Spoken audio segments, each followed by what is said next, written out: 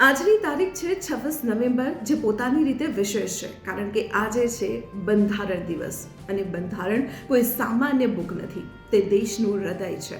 અને એટલા માટે જ બંધારણ સાથે જોડાયેલી એવી કેટલીક વાતો હું આપના માટે લઈને આવી છું કે જે દેશના દરેક નાગરિકને ખબર હોવી જોઈએ. જેમ કે દેશના બંધારણને 26મી નવેમ્બર 1949ના દિવસે અપનાવવામાં આવ્યું હતું અને એટલા માટે જ આજના દિવસને બંધારણ દિવસ તરીકે મનાવવામાં આવે છે. શું તમે જાણો છો, બંધારણ ઘડવા માટે 2 વર્ષ 11 મહિના અને 8 દિવસનો સમય લાગ્યો હતો અને બંધારણની જે સભા હતી તેમાં 299 સભ્યો હતા અને તેના પ્રમુખ હતા ડોક્ટર રાજેન્દ્ર પ્રસાદ.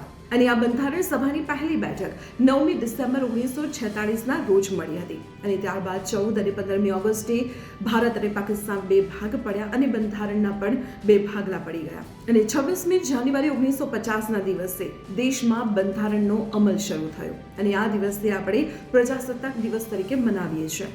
શું તમે જાણો છો કે બંધારણના ઘડતરમાં ડોક્ટર બાબા સાહેબ આંબેડકરની ખૂબ જ મહત્વપૂર્ણ ભૂમિકા રહી છે અને આ બંધારણનો હેતુ દેશના તમામ નાગરિકોના અધિકારોને સુનિશ્ચિત કરવાનો છે.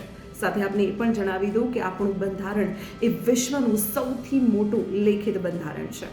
તો આવી જ મહત્વપૂર્ણ ઇન્ફોર્મેશન માટે આપ જોડાયેલા રહો સંદેશ ડિજિટલ સાથે.